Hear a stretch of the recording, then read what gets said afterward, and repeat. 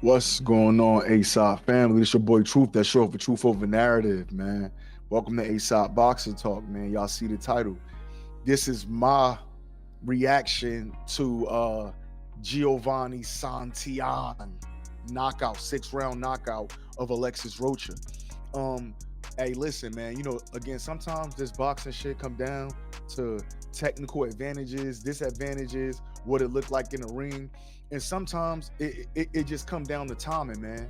So obviously, Alexis Rocha was the hot guy coming into this fight. When you look at somebody like Giovanni Santillan, I believe since the pandemic, since 2020, he's had one knockout from then to now. You know what I'm saying? And that was last year. A guy that and he knocked out a guy we really wasn't looking. We wasn't expecting nothing special from him, man. As a matter of fact, let me tell you. I believe his name was uh, Giovanni Barraza. I don't know who that guy is, but that was April 9th, 2022. I believe that was in Chicago. It might have been no, California somewhere. Whatever, right? But more importantly than that, I feel like this this was timing, man. You got two Southern California fighters. You know what I mean? Alexis Rocha from Orange County, Santillan from San Diego. These guys have sparred with each other multiple times. They know in each other. They know each other in and out of the ring. I think it's a simple case, and we like to laugh and joke about Mikey Garcia saying he sees something against Earl Spence. But I think with Giovanni Santillan, it was a simple case of I see something. This is a guy who I've sparred multiple rounds with. This is a guy who I felt his power. This is a guy who, although he may look strong on TV when he fights other guys, I've been in there with him and he hasn't hurt me. Hasn't hurt me with 16s on. Hasn't hurt me with headgear on. And I truly believe that I can walk through this guy and get him out of there. And that's the exact way that Giovanni Santillan fought. He fought like he knew that going into the fight, Alexis Rocha had nothing for him.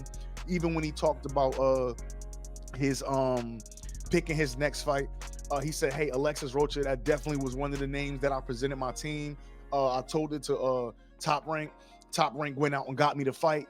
Obviously, and I think Giovanni Santillan was under the gun.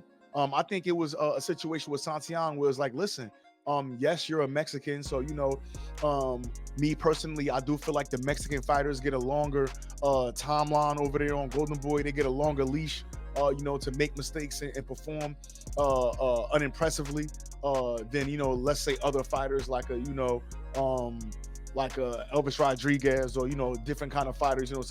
Some fighters on a short leash, some fighters on a long leash, right?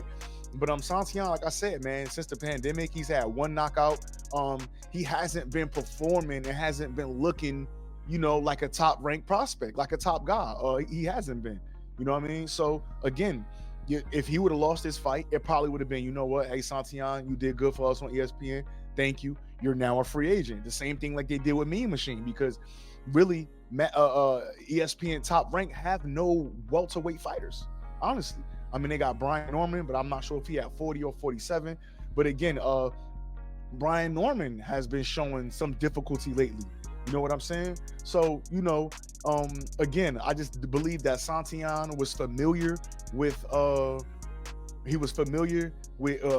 Rocha. He knew what he was about. He had been in there with him multiple times, and he really just felt like Rocha didn't have nothing for him, man. Again, great performance, man. Great performance. He came right out. He stepped right to him, man. He was jabbing back and forth with him. I mean, and to give Rocha his credit, Rocha was landing some big shots as well. You know what I'm saying? Rocha was landing some big shots. He was going to the body, but again, it just didn't look like it was affecting Santillan at all.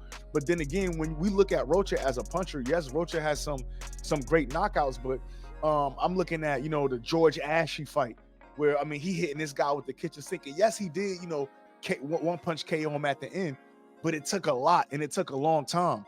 And that guy was really a 35/40 pounder moving up to 47 to fight Alexis Rocha.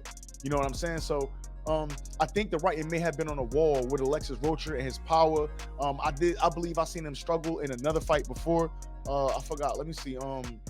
Again, I don't want to misquote or misspeak, but let me see. I think it was Yeah, that was the guy. Was it Jesus Antonio? No, yeah, Jesus Antonio Perez or something like that. Little guy that had been out of the ring for like a super long time, and he was supposed to get the guy up out of there, and yeah, it just ended up going 12, and he was in damn near a war with a guy that had been out with the ring forever.